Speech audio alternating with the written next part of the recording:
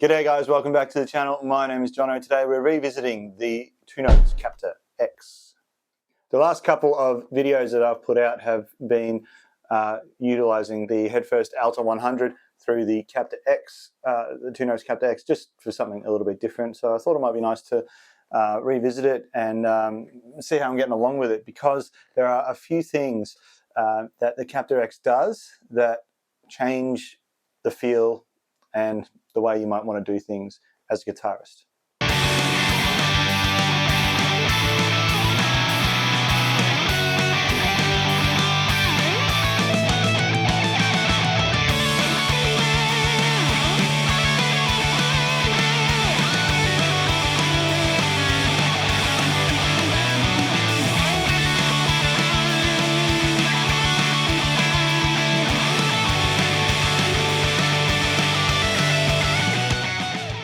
The setting that I'm currently on at the moment in the Headfirst is channel 3 with Bright Cap 2 on.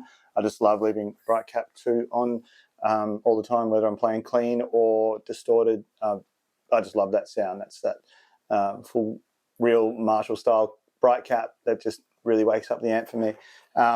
So with the Captor X, this is just the amp plugged straight into the Captor X from the speaker cable. So the Captor X takes the load and then left and right outputs straight into my Apollo Twin and then into Logic. So the first thing that I find is really important doing things this way is taming the bass response. With the studio monitors now being the speaker, it can be a little bit, I just find it's not the perfect representation of what the amp is actually doing, and that's because of a couple of reasons.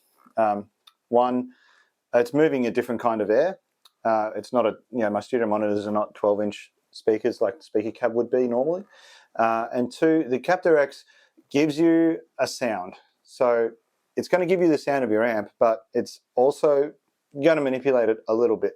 That's just what it does. And it gives you a number of presets to find a style that you like, a manipulation that you like. So what I'm doing for this video, I'm just leaving the Captor X really as bog stock standard as you can. So the voicing knob is in the neutral position, and we're on preset 1, which is as clean as you can get. And now all the effects are coming from my little pedal board at the back. I've got a JHS AT Plus, I've got a BB preamp, and I've got the Keeley Halo on a little pedal board.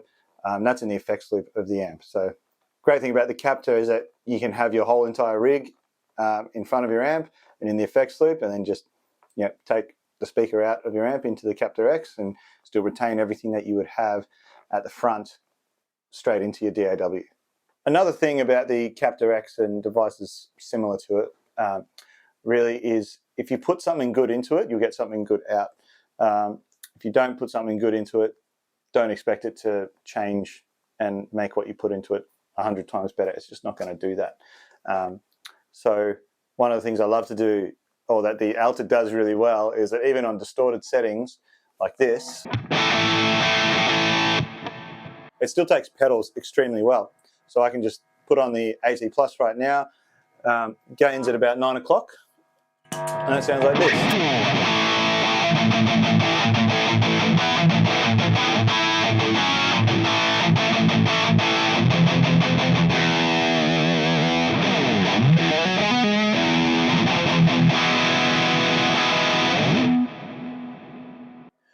It fits so well and it works so well just because it's the entire rig that's in front in between the speaker going straight into the door. So it doesn't really change how the amp takes pedals, as long as you have your ear tuned to how the Captor X kind of manipulates the tone and the feel. On that point of manipulation, I'm not saying that, using that word as a bad thing, because I find that there are plenty of usable presets on the Captor X, but it's just something to be aware of. If you want the convenience of having a 100-watt plexi-style multi-channel monster amp to go straight into your DAW, this is a really great way to do it. You just have to be aware that there's going to be a bit of a change to the sound, and you're going to have to tame that bass response. But doing that, playing it, getting used to the feel of it under your fingers, because it is different a little bit, you can really get some fantastic tones.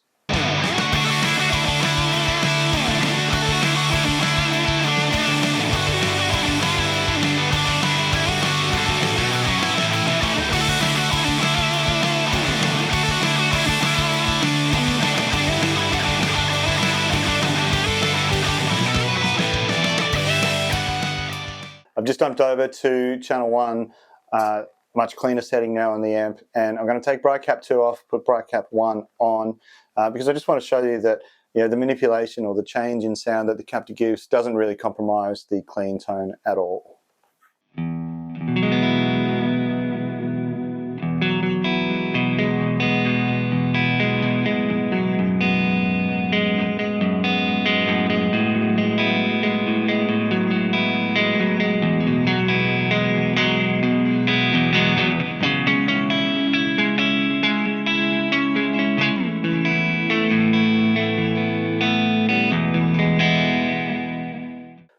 And on top of that, if I now switch back to bright cap 2, we can get a nice crunchy tone.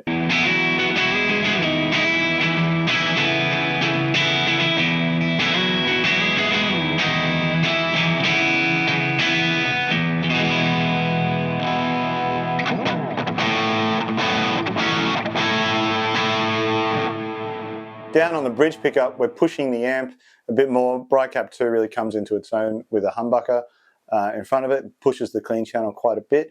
If I now add the AT Plus on, it's going to go into a really nice overdrive sound.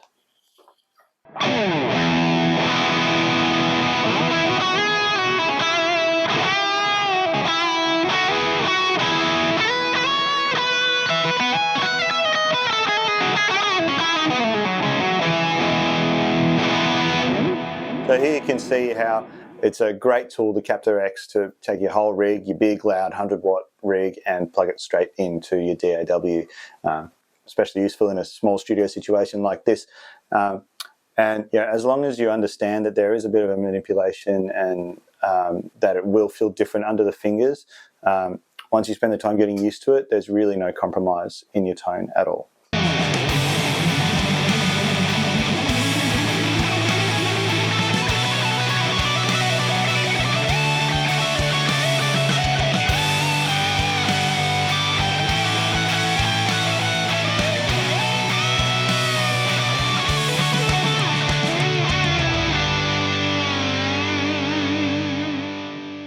Thanks so much for watching the video, guys. Please hit like and subscribe if you feel inclined, and I'll see you on the next video. Compromisations.